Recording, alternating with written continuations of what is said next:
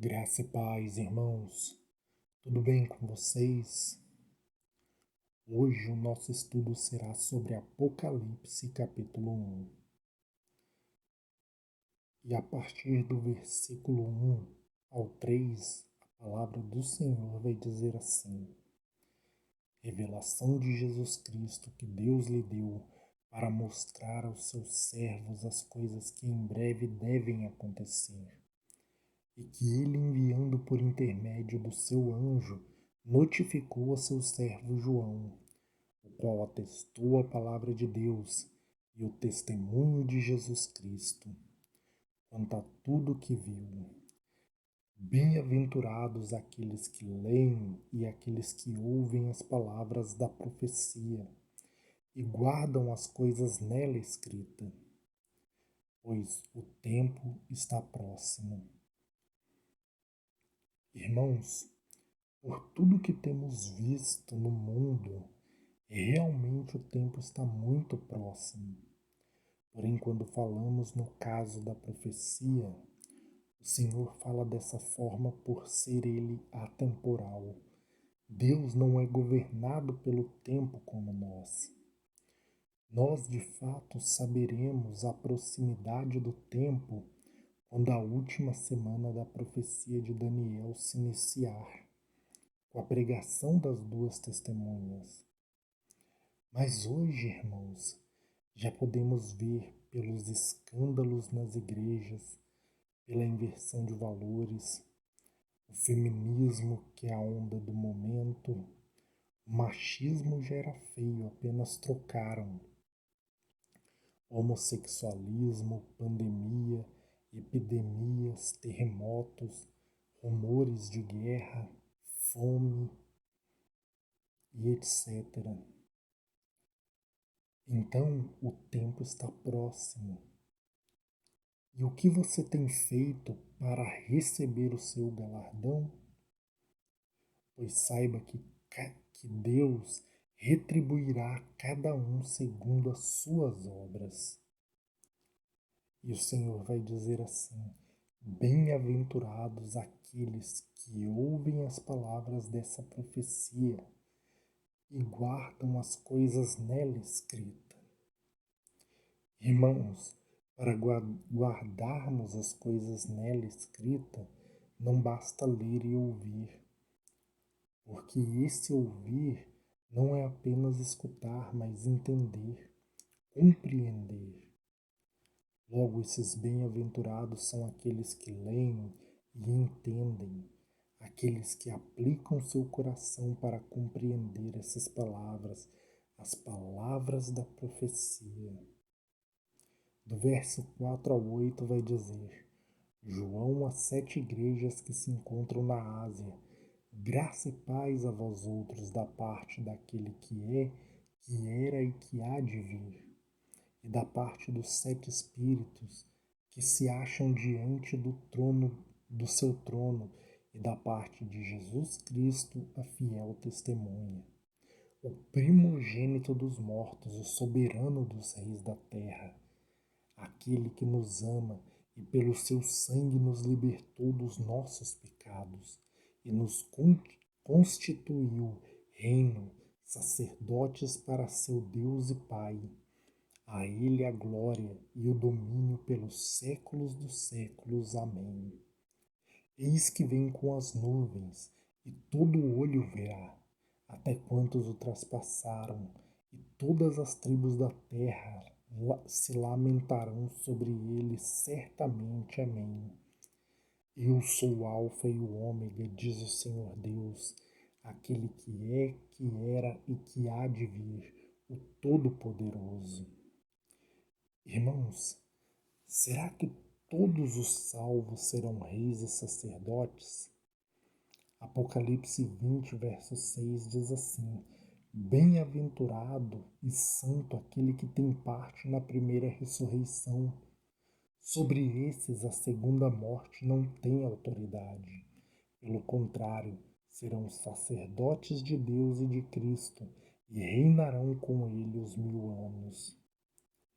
Irmãos, Quando diz bem-aventurado e santo aquele que tem parte na primeira ressurreição, isso já deixa claro que nem todos terão parte nessa ressurreição. Alguns pensam que apenas aqueles que não creem em Cristo, que não farão parte do reino milenar, que farão parte da ressurreição do trono branco apenas. Porém, irmãos, existem pessoas que serão salvas e que ressuscitarão somente depois dos 1000 anos no trono branco. Essas pessoas receberão salvação, mas perderão o galardão.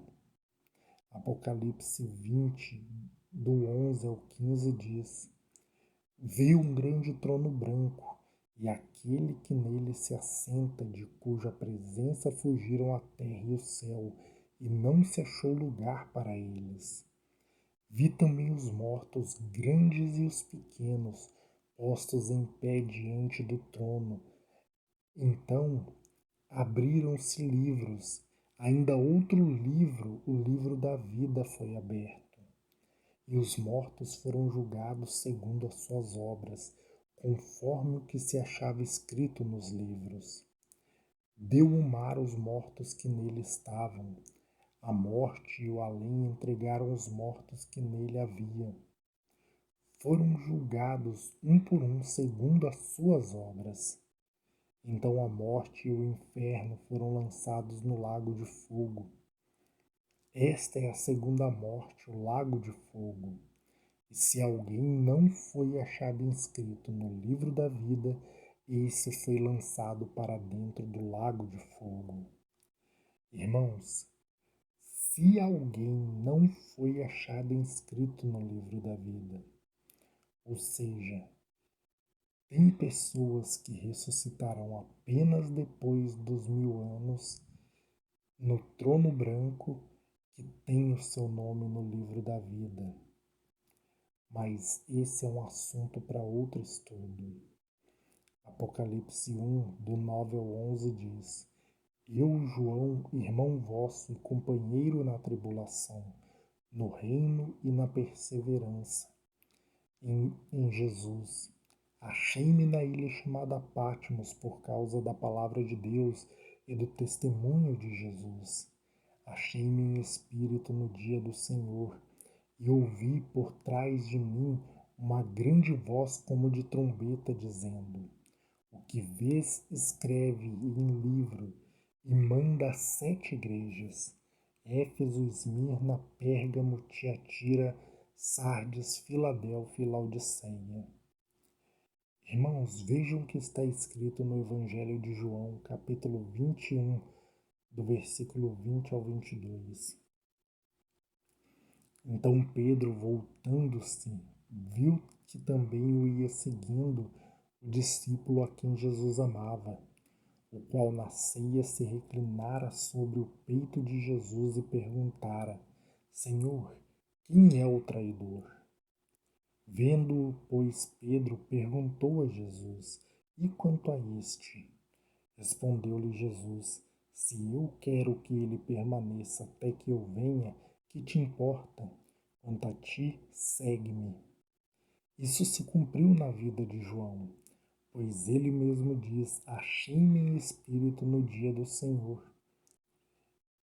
Esse, irmãos, foi o cumprimento dessa palavra, pois a partir daqui João relata a visão de Cristo glorificado, vestido como sumo sacerdote no dia da expiação, que Paulo chama na carta de Efésios de dia da redenção, o dia da vinda do Senhor. Mas reparem que João também ouve uma grande voz como de trombeta, falando o nome das 7 igrejas. Repararam na palavra voz como de trombeta?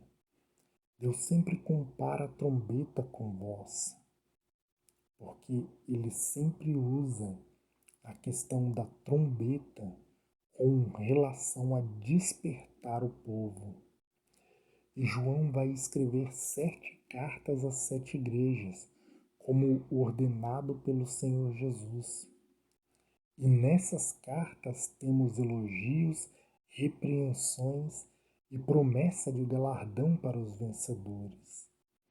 E como se João entregasse 7 trombetas às 7 igrejas para despertar o povo de Deus.